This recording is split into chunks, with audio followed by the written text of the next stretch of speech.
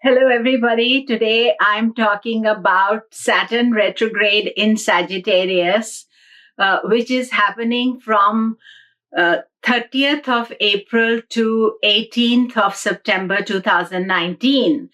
And this retrograde is very dramatic because now Saturn Ketu are in tight embrace of each other from 30th of April and a little bit more so from 7th, 8th of May, and then right up to September 18th. There's not a little bit space between them. So how does it affect? How do we deal with it? Let's explore.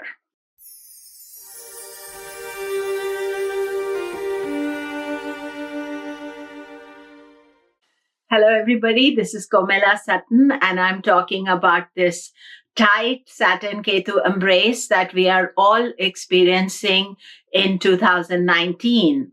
And Saturn goes retrograde, and that is what kickstarts this energy. So on 30th of April, Saturn will turn retrograde at 26 degrees and 39 minutes or so, 30 minutes, depending on what Ayanamsha you're using. But it's about 26 degrees that Saturn turns retrograde. And then Ketu is at 27 degrees. And then by 8th of May, Ketu is exactly the same degree as Saturn. And because they are both moving backwards, this is going to be a very intense, unprecedented energy that we are going to experience. And Saturn Ketu will be in Purva Ashada Nakshatra throughout this transit. And there is no other conjunction directly happening with Saturn Ketu because they are in Sagittarius. The faster moving planets will join Rahu. There will be first Mars going with Rahu, and then there's this huge conjunction of Mars, Rahu, Saturn, Ketu opposite, and then Mercury will join in almost immediately. Mercury is in its own sign in Gemini, but it is going to be in direct war with Mars and then with Rahu, supporting this energy. And Mercury behaves like the planets it's placed with. So we have this kind of triplicity of influence. And then Sun goes into Gemini, and Sun will conjoin with Rahu, and Venus will go into Gemini. Then there are two sets of eclipses in July. 2nd of July, there's a solar eclipse. And so the solar eclipse will have Rahu with the Sun and Ketu Saturn opposite the eclipse. And that is 2nd of July. And then there is a lunar eclipse, 16th, 17th, late night 16th, early 17th morning, especially in California. And there again, the lunar eclipse, obviously, moon is with Saturn Ketu and sun is with Rahu. And again, very dramatic aspect. And then finally, Venus will join as well, Rahu and opposite Saturn Ketu. So the main thing is this, that anybody's birthday who it is from now right up to October, even actually to the end of the year. But the tight conjunction is in the birthdays from now up to October, that they will have Saturn Ketu as their annual birthday energy. All of us will experience some major difficulty with it, and whether it's directly ourselves or somebody who is part of our family, they can experience it.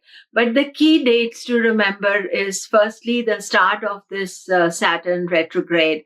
And what Saturn does is at 26 degrees of Sagittarius, it is in any planet that is placed there, and especially if you have moon placed there, then it is stuck there for a long time. And then Ketu joins that degree and they both start moving backwards. So the degrees that are totally affected at this time is from 26 degrees to 19 degrees. So Saturn Ketu will move backwards, and then Saturn will come forward over those degrees, but Ketu will move on. So this is a important combination to watch out for. I have been talking about it for a long time, and our own responsibility of how we deal with the situation, because there will be a lot of unsettled energy, and therefore we have to learn to be calm and careful about this energy. And the signs that are going to be most affected by the Saturn Ketu are, of course, Sagittarius, and then Capricorn and Aquarius, because Saturn is the lord of Capricorn, Aquarius. And then there is Scorpio. Although Scorpio is getting the blessing of Jupiter in their Lagna, the co-ruler is Ketu. So Shani is with Ketu. So the thing about Saturn Ketu is, and Saturn retrograde, that means he's not very stable. I did this class on retrograde planets. I put a link above so you can connect with it.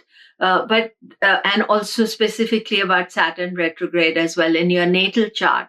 But the thing about Saturn retrograde in the transit is that he stops things. He blocks the situation, he delays the situation, and he makes us grinds us through the thing. So if we are not willing to change, if we are not making any important changes in our life, he makes it very difficult for us to deal with the situation. And because he wants us to change, he wants us to be humble, he wants us to deal with the situation. Then Saturn wants us to deal with the situation, face our karma.